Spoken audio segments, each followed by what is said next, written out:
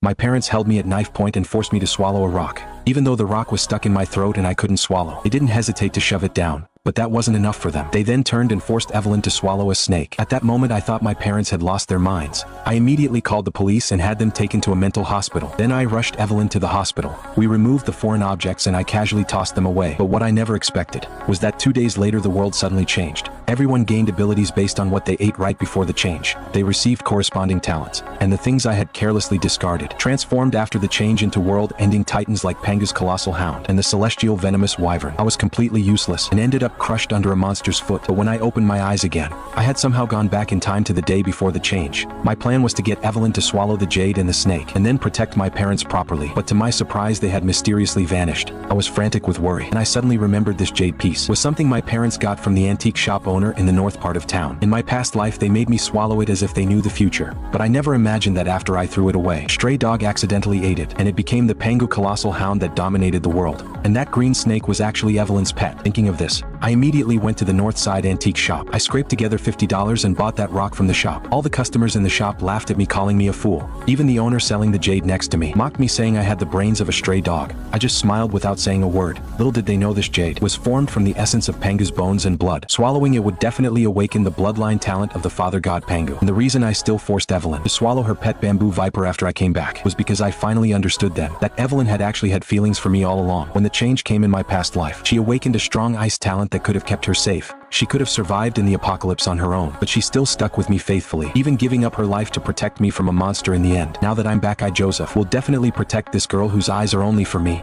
and help her awaken an even stronger talent. In my past life, Evelyn's pet bamboo viper was transformed by the mutation into a celestial venomous wyvern. If it hadn't lost a fight to that stray dog from the north side of town, it might have even evolved into a 5-clawed divine dragon. And the reason for swallowing it raw was knowledge humans figured out in my past life. Only by swallowing it raw could you get the best talent effect. After I swallowed the jade, I hurried to the school. I took Evelyn's hand and told her to swallow the bamboo viper. Faced with my insistence, Evelyn looked conflicted. On one side was the boy she'd loved for years. On the other was the pet that had been with her for so long. Evelyn was torn inside, but seeing how determined I was, she finally made up her mind. I'm sorry, Emerald, but for Joseph, I'm willing to do anything. Then Evelyn grabbed the bamboo viper, and fighting back nausea, she swallowed it. Seeing this, the whole class was shocked into silence. Even the teacher looked stunned, completely baffled by what young people were thinking. I looked at Evelyn sweating from the pain, and pulled her into my arms. Joseph, I did it, she said as blood kept trickling from the corner of her mouth. I gently stroked Evelyn's pale face, my heart aching for her. But this scene completely freaked out the teacher. He immediately called for an ambulance. Then Mason, the guy in class who'd been pursuing Evelyn, saw what happened. His mind went blank with a ringing sound and overwhelming rage. Nearly made him black out. Joseph, you know Evelyn likes you, and you forced her to eat a snake. Mason's furious shout made the whole class